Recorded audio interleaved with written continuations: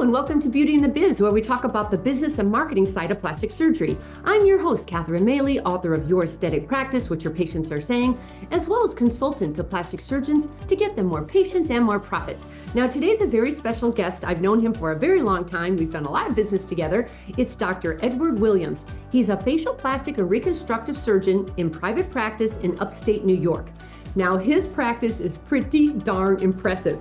He's got a 23,000 square foot facility with 5 different profit centers, many associates, and over 70 staff. So he's been on Beauty and the Biz before talking about his practice, but this time we don't want to just talk about his practice.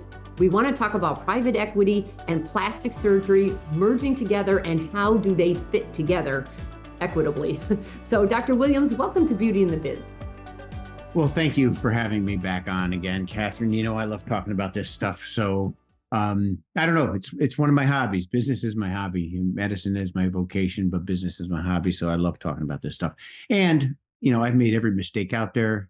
So that's given me some insight. And I love to share because I always learn more. Right. So together we used to run several years ago, we ran an MBA fast track for surgeons, and it was called the Masters Academy for Surgeons. And we were teaching them the business and marketing side. I handled the marketing side. Dr. Ed Williams handled the business side, and he knows business better than anybody that I've ever met in this industry when it comes to running a cosmetic practice. Kind words. Insurance and cosmetic, right? Yeah. So let's just go ahead and start by you describing your empire.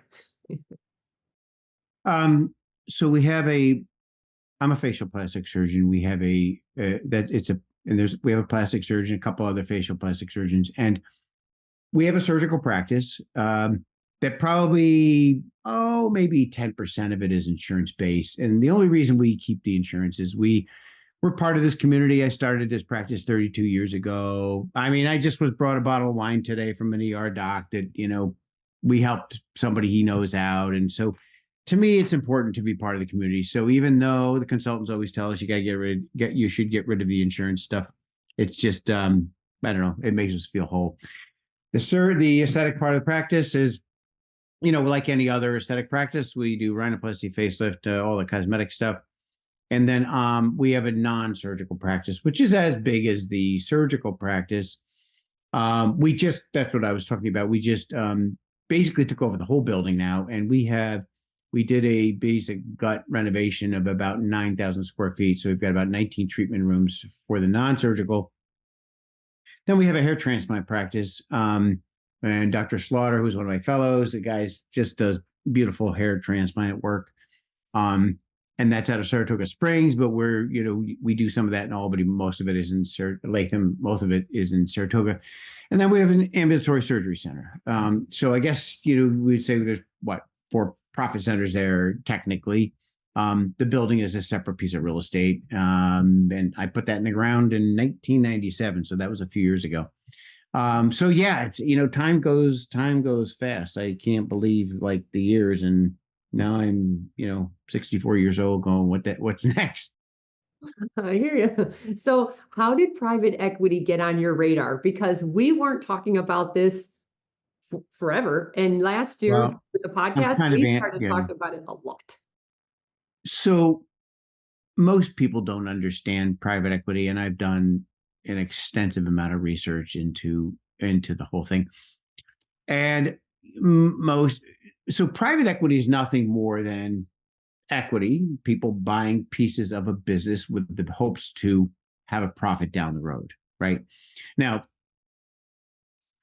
in medicine, you can't own a surgical practice. I don't know if you know that, but if you're not a doctor, you can't own a surgical practice. If I'm an attorney, if I'm a doctor, I can't own part of a law practice, right? So no one can own it. But what private equity has done is put together these things called an MSO, which is a medical service organization. And it's a workaround. And so the medical service organization enters into a contract with the practice. So for example, say it was our practice, it would be in a contract with all the entities to provide management. And quite frankly, every single private equity deal out there is different. Now, publicly traded companies did this 25 years ago, 20, 25 years ago. You see these oncology centers of America and, all these other, and they really didn't do a very good job of delivering for shareholders. So why Did not. did not, Okay. I mean, there's theoretical and potential benefits of private equity. But most people got it wrong. If you think about it, like there's economy of scale. Economy of scale can be you're buying your Botox cheaper. There's your marketing is more consolidated, more professional. You've got a professional HR team. And well, in the insurance side of medicine, they failed miserably. I mean, we all know doctors who hate their lives because they're, somebody bought their practice, so to speak. So, what's going on now? What intrigued me? Where's my head at? Well, as a surgeon, I'm a businessman. I'm an entrepreneur. I mean, I happen to be, I think I'm a decent surgeon and a really good doctor, but I do think you can be both if you put your mind into it. I'm fortunate that I get a kick out of business. To me, it's a game. It's a game. How do I win? I do my surgery. I love my patients, but I still, and I tell doctors that if you're going to go through all this, you put so much time and energy. If you don't become a student of business, you'll be taken advantage of. And so that was really easy for me to go down that road. Well, what's going on right now? And I predicted this actually back around 2015. If you read my president's address in 2015 to 16 in the AFPRS, I talked about what was going on with medicine and where it was going in Obamacare and how it affected it. But the reality is it's becoming less and less palatable for functional doctors to be functional doctors.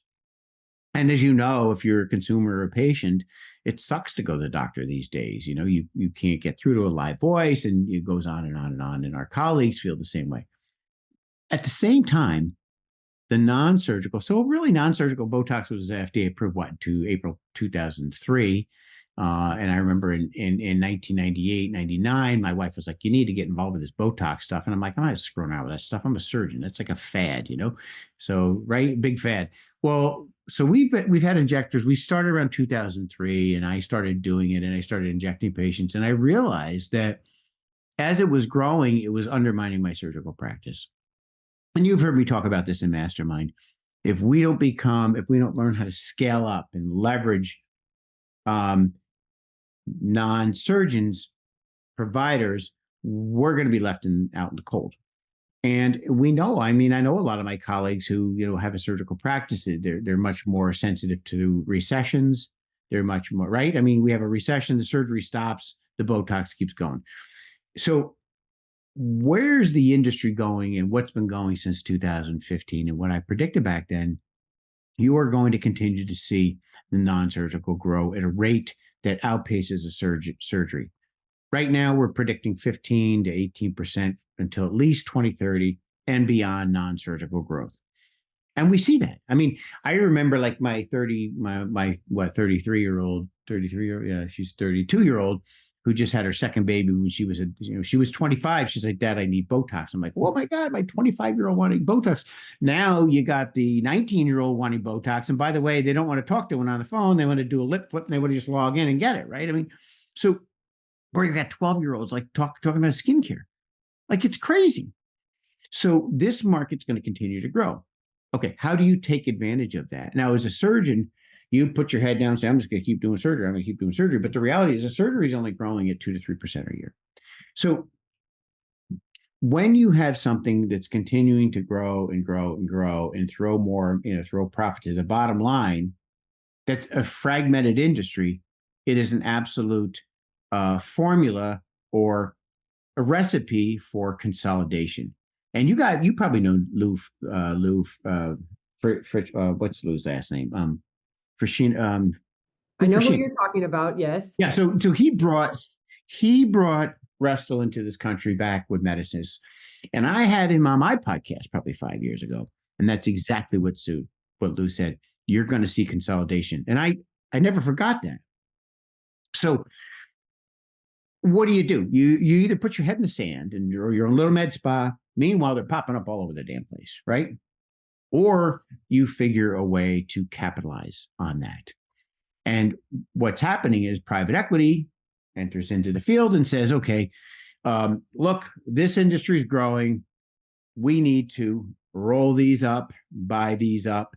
And what I learned is that every single private equity deal or private equity backed situation is different. Every single one. They're all different.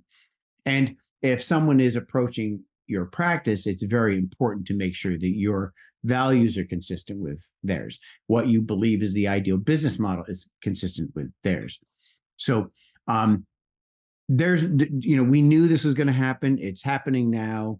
And I'll kind of give you a chance to kind of, ask me some more questions about it. But that's what it is. Private equity is coming in and they're saying, okay, we know. So let's just take one practice doing 5 million revenue, gross, say, with a EBITDA profit of 20% of that, by 1 million.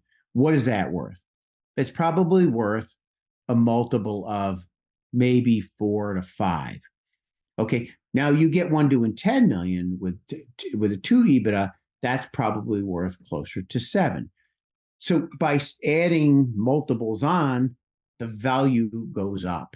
And that's where private equity wins, by putting these together and then selling off equity in a different market.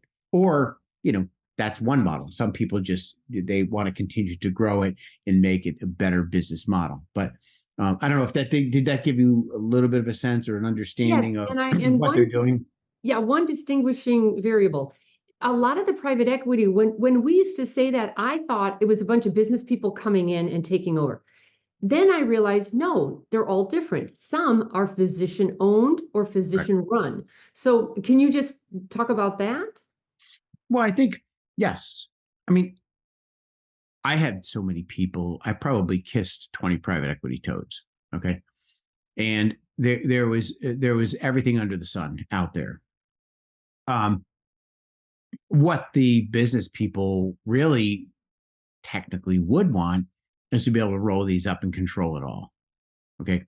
Now, if I'm a physician, do I want someone? And so technically, according to the MSO contract with the physician or with the physician practice group, they're not to tell you how to practice medicine. But we know that happens. There are stories of dermatologists who, they were told you can't use Hylenex anymore because it's too expensive. Now, that's somebody in the business world telling you how to practice medicine. So I believe if I'm going to get involved with private equity of any manner, so a private equity based effort, you want to call it that, because the money comes from private equity. So then how does that arrange, who determines what, right? But if I'm going to do something with a private equity based effort, I want to believe that there's a physician or a physician group that's still really in control of the major decisions of how you practice medicine and what you do and put the training together. Private equity's got a bad name because probably 80% this is my prediction, probably 70, 80% of these are going to fail. When I say fail, they'll be alive in 5 years, but they're not going to give the first and the second bite out of the apple, as you were, alluding for. The only way they get a first or second bite out of the apple is if they take all those practices that they brought together and they make them a better business. For example, better marketing, better economy of scale, better quality, the reviews. I mean, that has to be done. If you simply bring these revenue streams together, you're not really adding value. And I think that's where you're going to see some of these failures in the future. Well, I think some of these private equity, they are trying to consolidate, roll up, and sell. Like get in. Correct. What I'm hearing is now with the trend is, no, we're going to, and they would put like one physician on the board. Mm-hmm. But there was no control for the physician. It was still a business run by business people. Now I'm hearing a lot more of, no, now it's a physician run, a physician owned. They make the decisions. But they wanted to stay put, so it's a different business model. But so let's just talk about who would want to consider this, like who's a perfect candidate for private equity or to join one of these kind of groups. Again, I'm going to say it depends a lot, and I'm going to say they're all different a lot because it depends and they're all different a lot. So one scenario is a doc who basically wants to get their equity out. and move on. And well, are willing to stay on for a few years so that but they're gonna replace them with another doctor. I mean, let's face it. Say a doc's got a business that's worth 5 or 10 or 15 or $20 million, right? Or 25 or 30, whatever. Who the hell can afford to buy that? How are they going to get their equity out? So the problem with that is, if you have other people on your team, like the team that I have, I can't sell out on my people. I mean, I've got a son-in-law in the business. I've got a daughter who's an ophthalmologist who works with us a little bit. I've got one of my other daughters is in marketing.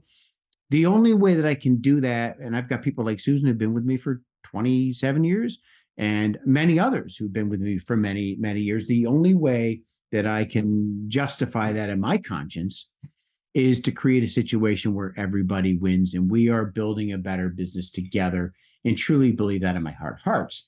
And be done, but that's very different than a lot of the models that are out there. So it can be done, but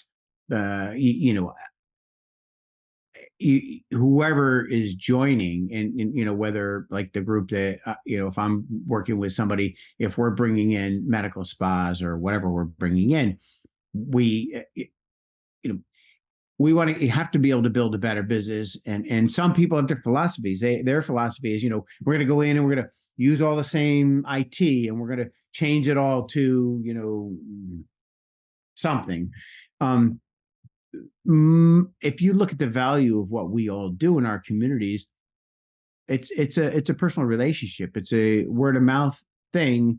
There's relationships there. To just go change it and franchise it, I don't think is the answer. We saw that with, I hate to say it, with Ideal Image or one of these, but I don't want to be a franchise. I don't, and I don't think any facial plastic surgeon wants to be worth anything, wants to be.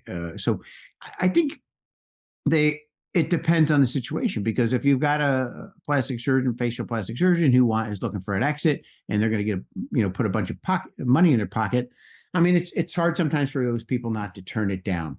Is it going to be the same? I mean, I know a lot of my buddies who've sold their businesses, and they'll all tell you the same thing. You sell your business, it's not yours. I mean, and you can't expect. I had one of my buddies call me. He said, "Well, this entities, a different company, they put in like underground pumps and all this other stuff." And he said, they really want me. They basically told me that, they're going to we'll come to the area and we're inviting you, we'll bring you on board and you're an employee and this and that, whatever. And he says, well, but I still want to have some control. And I said to him, I'm like, look, Peter, it's not your company.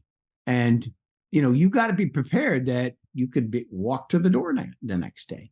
And I've seen it happen. I saw it happen with in this area with a couple of med spas where someone came in, they bought him, and they walked him to the door. Tomorrow's your last day. So those things all have to be ironed out, and there has to be understanding and belief in the entity that you're working with, because every one of them is different. So, and then there's a whole experience level. People talk about the first bite and the second bite. I've been approached by private equity who's never done anything in our space, and they don't exactly. They're new. They've only been out for a couple, 3 years. What do you think the likelihood of them getting that to market and getting equity off the table compared to someone who has a platform for 40 years and has a huge track record of conservatism, focus, discipline, and success? That's what makes it so difficult to understand, I think. And I would also ask a lot of questions. For example, there's a group that I know, and they want everyone to put in a new CRM because it's their proprietary software. So everyone's got to yank out what they've been using, put theirs in, because they need the control. They need to control the inventory and the revenues, and they need to track everything. Yeah. And just things like that. It seems like, okay, that can't be a big deal. It is after 25 years of being in practice, though, and it just kind of turns things upside down. So I would just ask a lot of questions, and the question's always, who controls what? Because I don't think a lot of surgeons can give up control as easily as they say they can. Surgeons can't. They're the worst, actually. I think surgeons are going to have a real hard time with some of this. In fact, I think the platforms that have a lot of surgeons on them are going to struggle, because surgeons have egos. They do. They have problems with control. As I explained to somebody, bringing a surgeon into a platform is very different. Surgeon who's been 25 years, they're used to a revenue. They don't need the money. They don't need, per se, they have their surgery. They do, compared to, the 34-year-old who's had a med spa for 7 years is now doing $2-3 million and, as a PA and they can take a hunk of cash, take $3 million off the table. It's a very different decision. It's like, holy shit, I'm 33 years old and I can take $3 million and find something else to do. It's very, very different. And I think this is what private equity is understanding and learning about our industry too. And then of course there's the wild, wild west, right? I mean, there's people out there doing all kinds of crap they shouldn't be doing. I mean, thread lifts in the nose, put in by a PA, and it has nothing to do with people's credentials like PA or NP or doctors. As people have been doing some weekend course, and 2 years ago they were in the ER, and now all of a sudden they have this passion for aesthetic medicine, and they're putting threads in the nose. I mean, it's crazy, But there's no standardization, and I think the platforms that stand to do really well are those that put, build a culture, really take good care of people financially, and then really reinvest in, best in class as far as training and education, and hold that out, because the average injector out there is getting all their training from the companies, and that's not ideal. I mean, you have this company in this week and they're pushing this for this, and so your training is very fragmented and heterogeneous. It's not consistent. And so I think that there is an opportunity to put together a really good platform where there's standardization and really high quality training, which is also going to help with retention. And as you know, that's another big issue with NPs and PAs and having people stay on, right? Yeah. Let's talk about PA and what they find worthy to sell or to buy.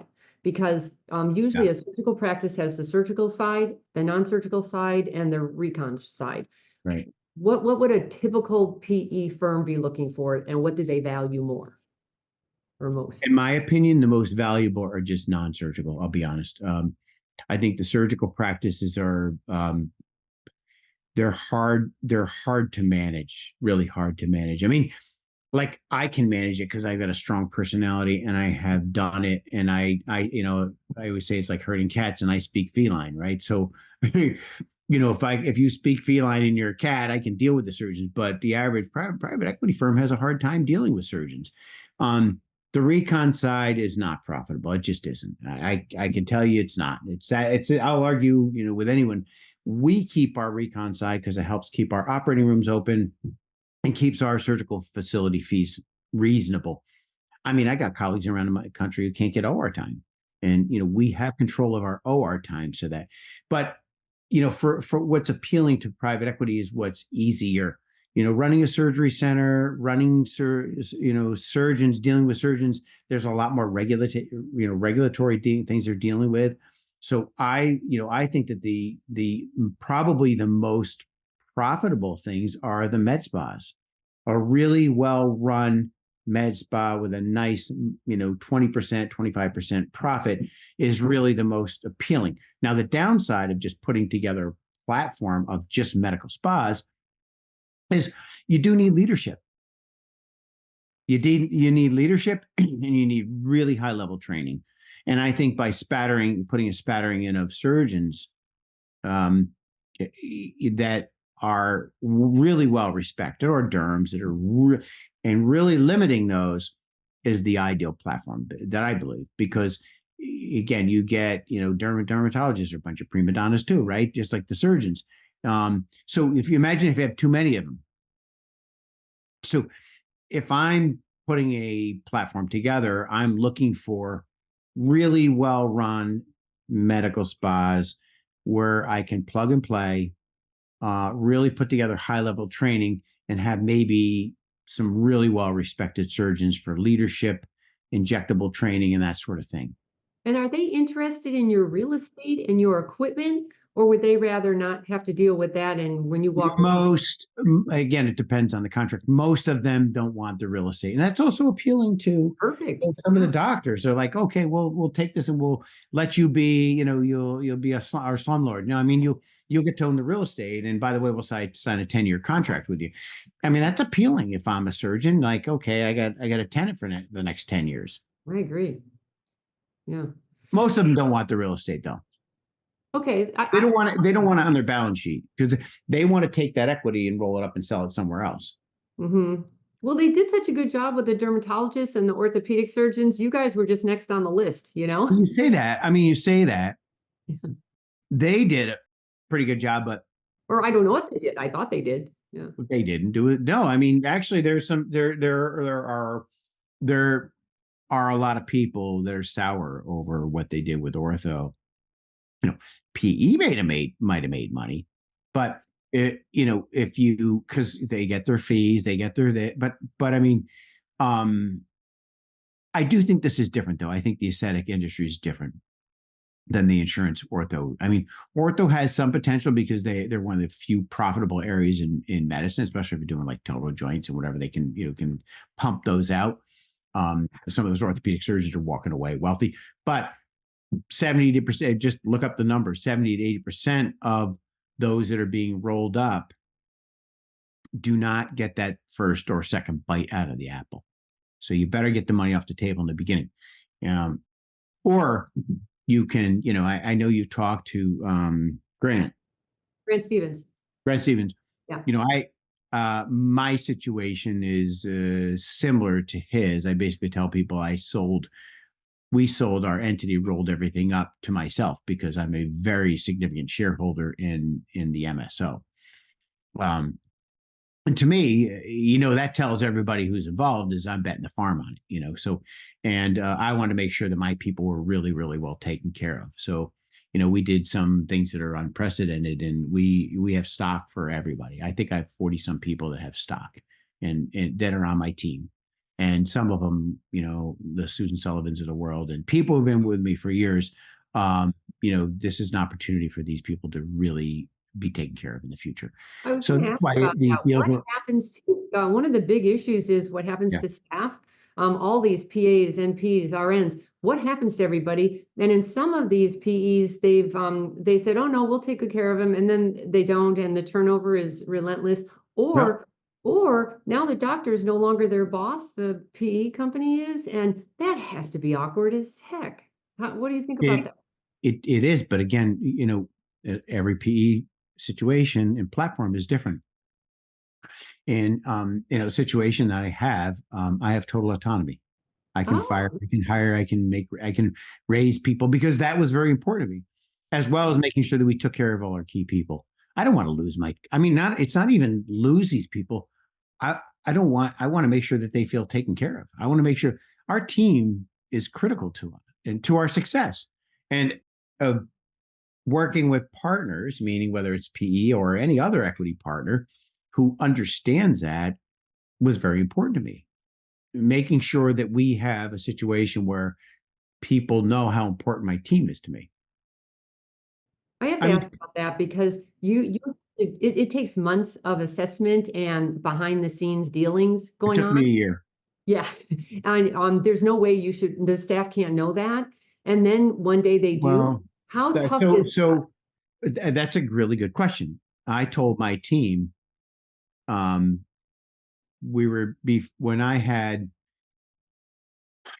we were serious and going down the road of a letter of intent, I told my team, but I also didn't have to hide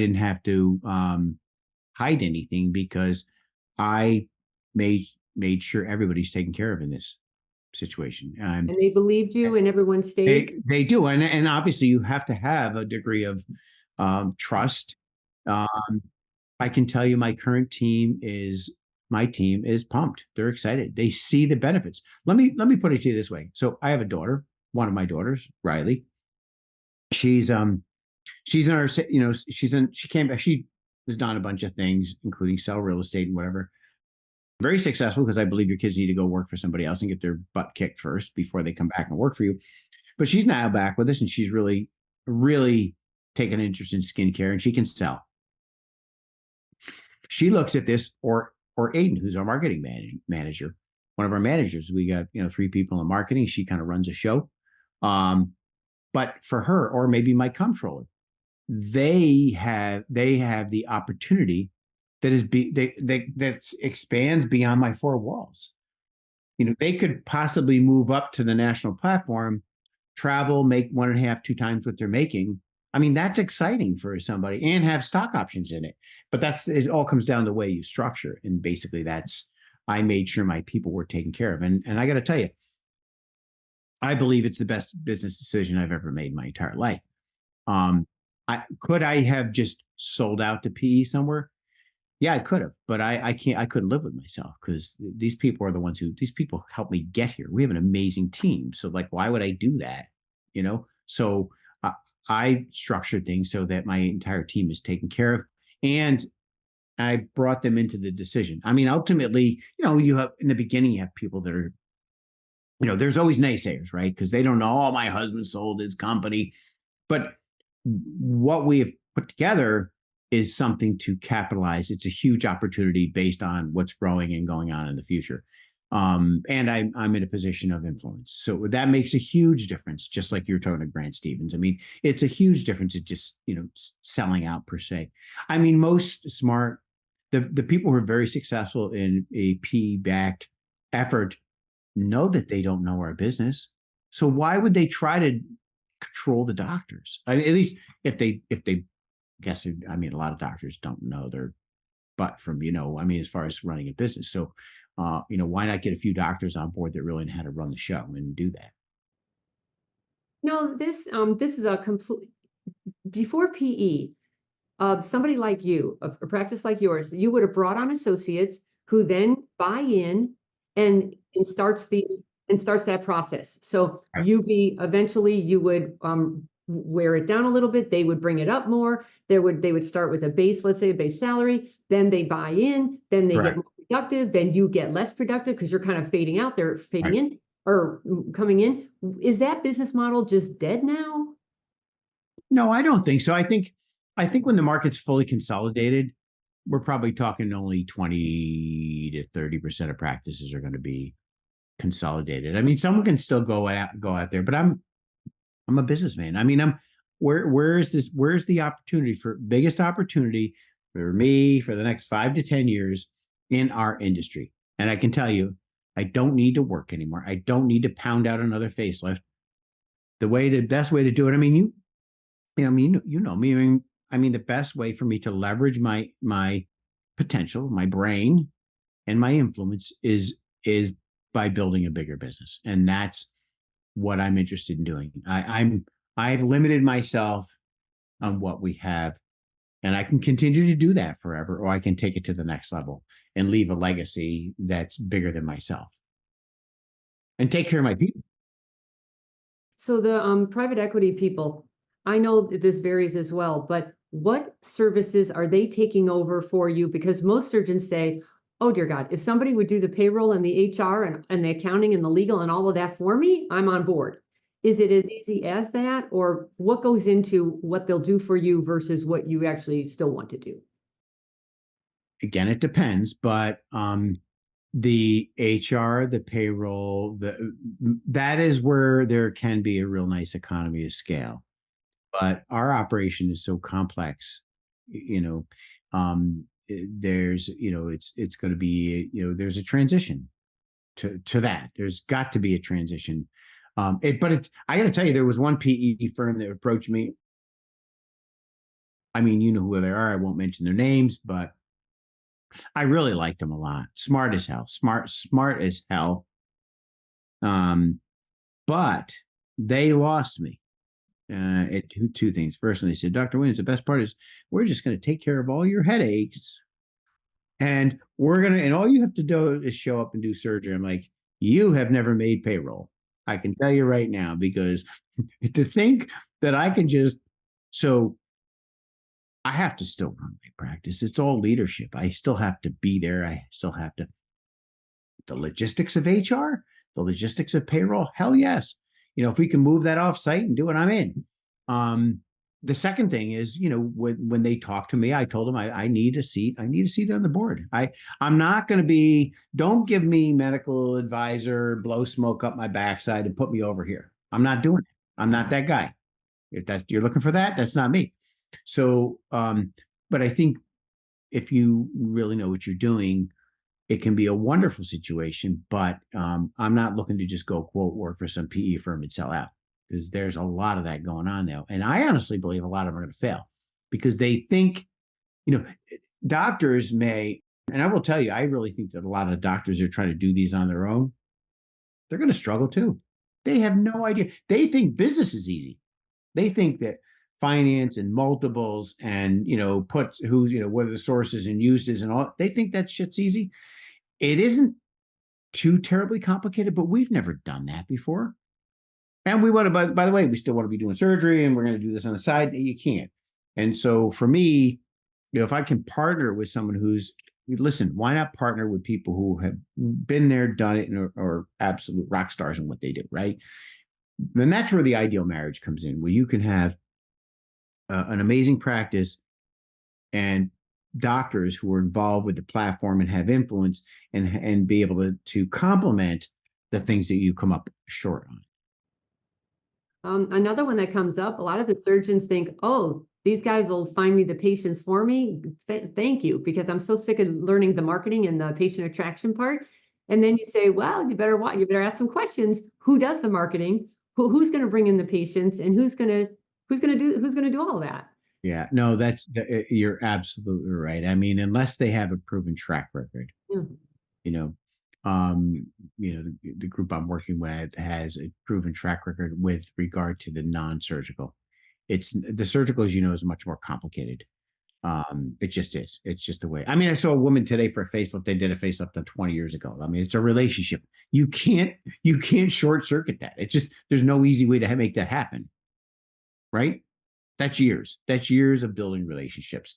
And anyone I know that is successful in the surgical side of things has a long-standing, doesn't happen overnight. Oh, there are a few of us, right? That just all of a sudden 5 years later and they're just doing facelifts and nothing else. I mean, I tell this to my young guys, like, you guys got to stay the hell off of social media, because even though social media is very important and you got to be out there, I talk to a lot of the young colleagues. Like one of my former fellows I talked to the other day, he's been out 3 years. He finally did like his second facelift, And so, but the same people, and I actually, I know, great guy. I mentored him when he was a resident.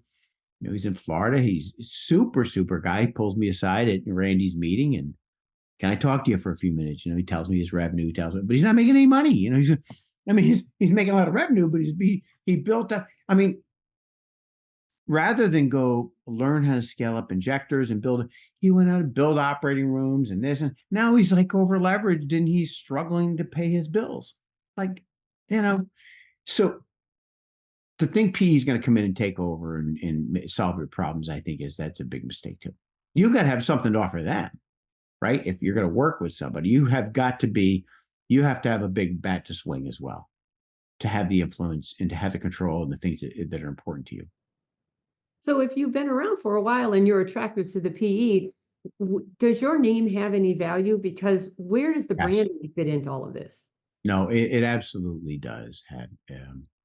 It does have value, because if they come in and they say, okay, we want to change everyone's name to whatever. Right. And they do often, or they want to add their name to your name. Yeah, that really doesn't add value. However, where there's value is if you have someone who has a huge reputation and a lot of integrity and people trust and know, like, and respect, and they say, hey, join us because we're doing things the right way. Well, then that's worth something, right? You agree? I mean, there are big names in each of the specialties, and we all know who the people, and we know the shysters, don't we? We know the guys I don't want to do business with. Well, we do, because we're at all the meetings. I don't know if the regular surgeons who, aren't Maybe you're right. involved. Yeah. Yeah. There's people that I'd be okay breaking bread with, and there's other people I'm like, I want nothing to do with them. But that's why I'm doing the podcast. I want to make sure all surgeons, not just the ones who are really heavily active in the medical societies, because I take for granted that everyone knows everybody and everyone knows the game. But no, if you haven't been in this, and you live in your little silo, that's why I want to say, like, what questions would somebody want to ask?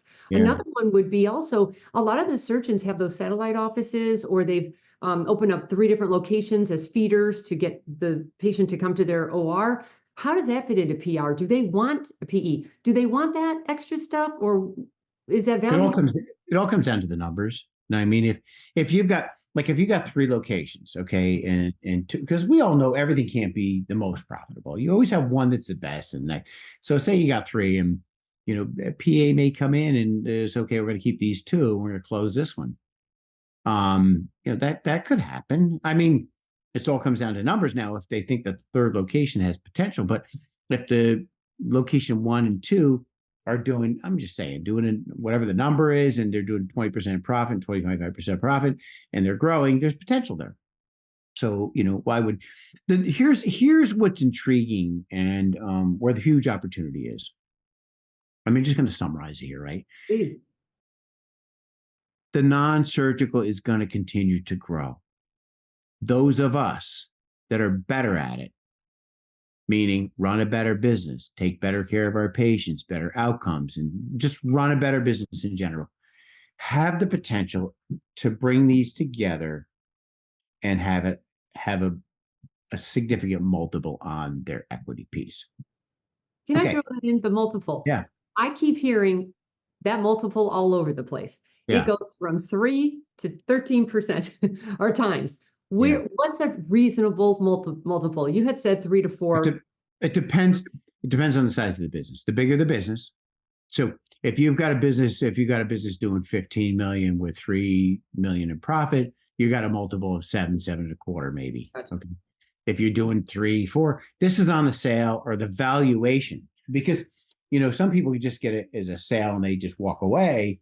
But at a valuation, if you're moving a serious piece of equity forward into the platform that you believe in, but it still has to come up with a value. Now, what PE is selling people on, if you want to call it, is that if you have equity in the platform, right? You heard the first and the second bite at the apple. We talked about that. Mm-hmm. Okay. Let's say I have $1 million in equity in the platform. The platform looks to grow. They need an EBITDA of 40, 50 million. They, together to bring that to market. And then when people have that, $1 million put into it, that could potentially be worth 4. And, and then if you grow it again and it get a second bite out of the apple, could be, and that number is either 3 to 5. It's usually 3 to 5 on the second and third bite. But to say the second bite turns out to be 4 or 5, that 1 million, it's now 4, could be 16. They're like some serious numbers, right? What was the time frame though? Are you looking for that money 5, 10 years from now?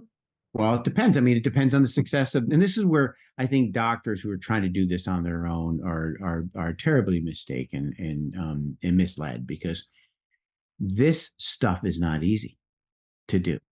It's not easy. And I know a couple of my well-intended colleagues, they call me up and would you join us? We're just putting together a pristine group of surgeons. I'm like, are you kidding me?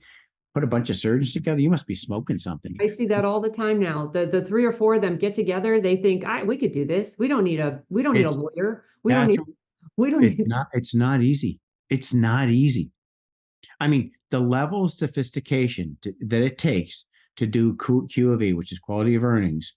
To do quality of earnings on one practice is probably, $150,000, maybe $200,000 to do a Q of E, and to do legal work is probably $250,000.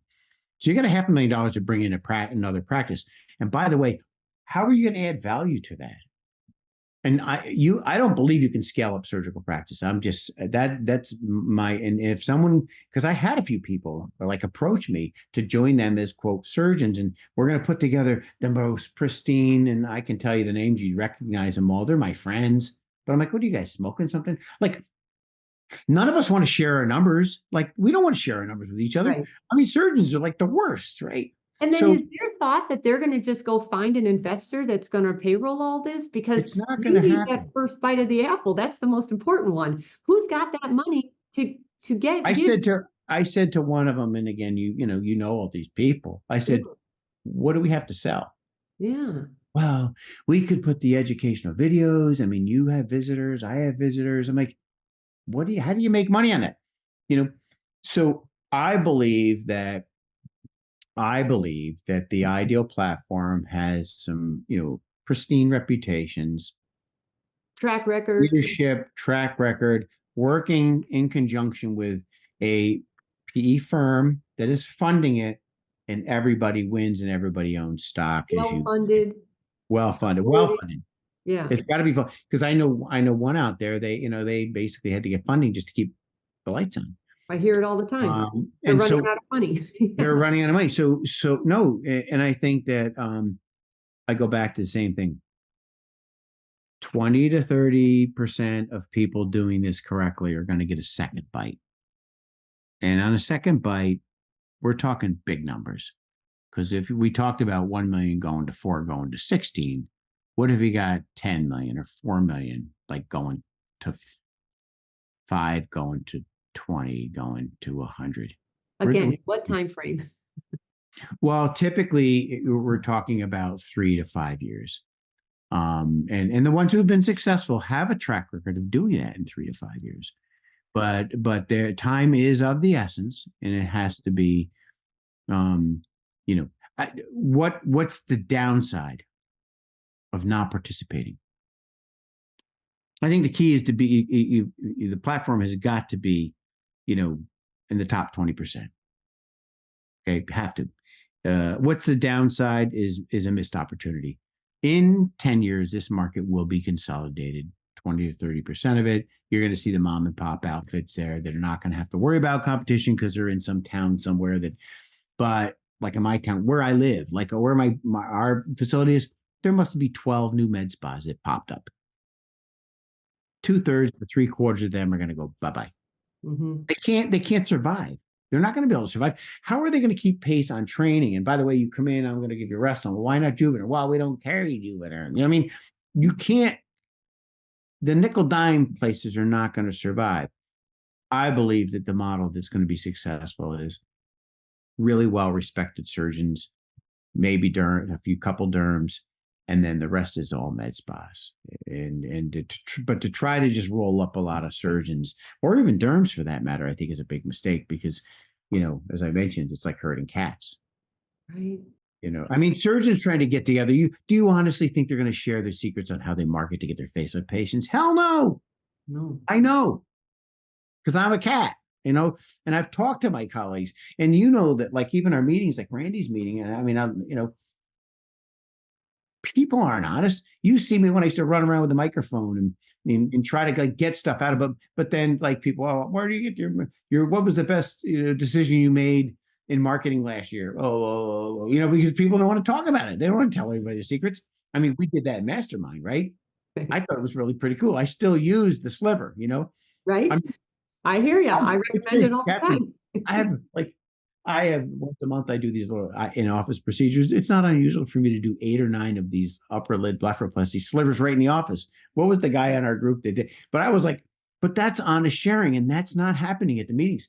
Yeah. So the other beauty of this in a really well-run platform is to put together honest sharing and training and visitation. So it's another huge potential. And like I said, I got a daughter who wants to move up and travel and be in charge of skincare. If she chins to that bar, she's got an opportunity. Yeah. So there are advantages and disadvantages. I just think that most people don't understand half of it. Well, let me ask you this then, because a lot of the doctors are just they're getting hit up a lot. Every day. Yeah. And Every day. they're just trying to figure out, okay, am I running in and cashing out and I'm out, or am I staying for 3 to 10 years? Like, what am I trying to do here? What if they did make a mistake? How do you get out of these things if you got yourself into one? Are these like really contractual agreements that are? Oh yeah. Well, listen, I was, I had to start a marriage once. They get expensive. So I've heard. So, if you're going to swap rings, you better know what you're doing. they're not easy to get. I mean, if you could pick up and move and go out of town or something, but you may have equity that you move forward and that may get forfeited. I mean, there are severe, obviously. Then, by the way, if you're going to do this, so for the average surgeon, in my opinion, does make sense. The average surgeon doesn't make a damn bit of sense at all. To get into the PE business. No, why would you? As a surgeon, doesn't make sense. Then you're better off finding that associate who's going to take over your practice someday and go get the $1 million loan so he can buy you out. Yeah. The surgical practices aren't worth anything. I mean, they just aren't. Like, you're like the jockey. Okay, the jockey falls off the horse stops. What I did, as you know, for many years is I worked really hard to make myself less relevant by backfilling with more surgeons, which made my practice more valuable. Mm-hmm. Does that make sense? Because if something happens to Ed Williams, we still got to practice. That's the name of the game. How do you fade out without leaving? You still lead, but without you being everything to that practice. How do you scale? You bring in others who do the work for you. Watch me for the next few years. I said, watch me for the next few years. I mean, it was funny. I walked out to the parking lot with my son-in-law tonight, and I said, Dan, the hard part is I feel like I'm at the top of my game. I'm faster than they're. I don't like the word faster, but I do surgery so much more efficiently than my junior guys. I can do more in a week than they can do in 2 weeks. So I feel like I'm at the top of my game. But at some point, you have to come to the reality, okay, with your crystalline intelligence, right? You read Arthur Brooks' book? Yes, I've heard him on podcasts as well. Yeah. So I know the real value I have is up here. And I have to, as a surgeon, come to grips with the fact that, I'm not going to sit in my deathbed and wish I didn't have a facelift. And that's why my competitors are now you guys. Yeah. You guys are doing as much consulting as I am. Who? Oh, yeah, because you all realize. I mean, some of you realize, oh my God, it's my intellectual property that's so valuable. Yeah, I know, but you and I both know you can't make money in this business. Consulting. Yeah. Surgeons are tough. Yeah, I'd pick a different niche if I were you. Yeah. Well, I told you, those surgeons have no problem buying a Ferrari, but then God forbid, they spend $5,000 to make their business better. That's another whole conversation. That is so true. But so tell me, with the PE business, now that you've done it, how long have you? When was your transition? How long has it been, and how's it going? It's been a couple of months. I couldn't be happier. It was the best decision I ever made. Nice. For me, it's the next chapter. Like I said, it's for me. It's the ability to leave legacy, and lead a team. Because that's what I love to do. I love to build, I'm an entrepreneur. I'm a business person. I'm always looking for what's the next game and how do I monetize it? I don't want to just sit down and do more facelifts. I mean, I'm about as busy as I ever want to be. And for me, the challenge is going to be walking away, but at some point you have to do that. Some surgeons literally have said to me, no, I'm going to die on the table. And I say, oh, okay. Oh, I know. I've seen, I have one of my former fellows is working for someone, just a dear friend of mine. He's pushing 80. And when patients his patients suggest that he might be retiring, he gets all jacked up over it. He's 80. I don't want to be doing that when I'm 80. I had a surgeon call me at 85 and he said, my insurance is getting ready to cancel me. What should I do? And I said, golf. Golly, what are you talking about? You have grandkids or something? Learn how to play with your grandkids or something. But, yeah, go have some grandkids. Yeah, get married again. That's probably a good idea. Get married? Nah, maybe I'm not getting married again. You have a lovely wife. Yeah, you hang on. I do. God bless her. Jesus. Yeah. Isn't that the truth? God bless her. Oh, God. God bless her. So any last words for somebody? Because I hope we gave them some good value here. How about this? What would be the top 3 questions that you should ask the guy on the phone calling you about PE to even decide to even continue that discussion? Yeah, I mean, tell me about your platform. How long have you been in business? How many platforms have you brought to market? What is your business model? Where do you see the biggest opportunity, and why do you want me? Why are you interested in me? If you're just going to be part of the, a cog in the wheel of a roll up, I don't want anything to do with it. But I had to, it's sad to say that's how most of them are. And but if they some do want that, right? Some surgeons do want to be the cog. well, Get me out of this. listen, if I'm a surgeon, I'll take the money and run. Right. But most surgical practices aren't worth jack. They really aren't. But what made our situation different is we're not just a surgical practice. And I have, I've done every BS leadership nonsense stuff out there. I mean, people know who I am. So it's it's beyond just bringing on a revenue stream. Does that make sense? Yep. Builds credibility. I mean, I when I went down this road, I had every single emotion go through my body, as far as like, and lost sleep over it. Because there's so much bad out there. There really is. Most of them, I mean, honestly, most of them don't give a damn about you. I hear you. Yeah. So if somebody wanted to ask you more questions or talk to you further, the website is williamsfacialsurgery.com. Yeah, my email is just ewilliams@williamssurgery.com. ewilliams@williamssurgery. And I'm happy to direct whoever into the, to someone that can help them or help them work through that process. Last bits of advice, make sure you get a great accountant and great attorney if you're going down this road. There are a lot of your books in order. Well, I've said, listen, I said that from, so Pat Flaherty, he actually ran all his stuff by me a couple of years ago. He told me a situation. I said, Pat, sell, man.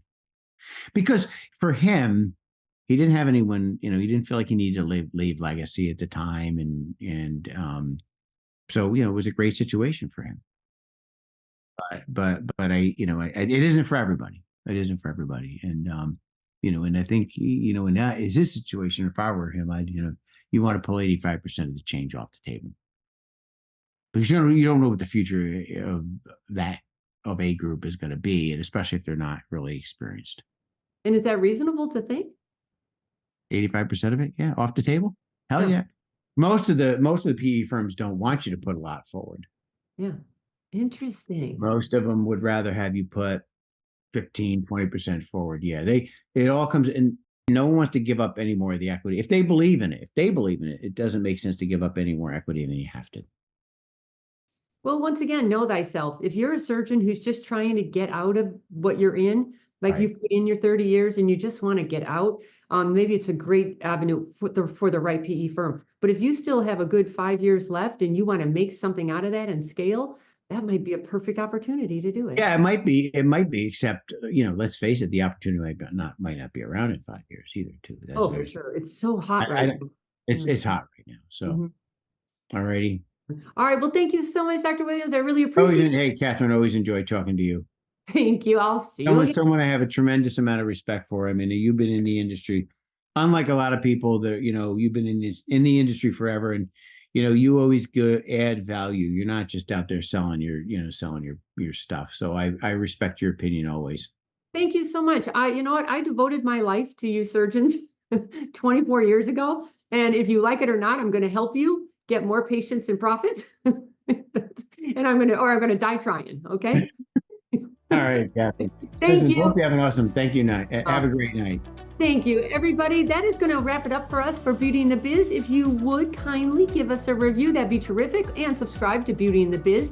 And then if you've got any feedback or questions for me, please leave them on my website at catherinemaley.com, or you can certainly DM me on Instagram at catherinemaley.mba. Thanks so much, and we'll talk again soon. The fastest way to success is to model other successful surgeons who have what you want, but you can only see their results, not the path they took to get there. So you continue to jump from one thing to another, hoping to find something that will work for you too. But it rarely does. So try this shortcut instead. It's guaranteed to move you forward. I compiled my intellectual property to grow cosmetic revenues, everything I've gleaned over the years, into one playbook of the most successful practices and what they do to win. Go to cosmeticpracticevault.com and let's grow your cosmetic revenues.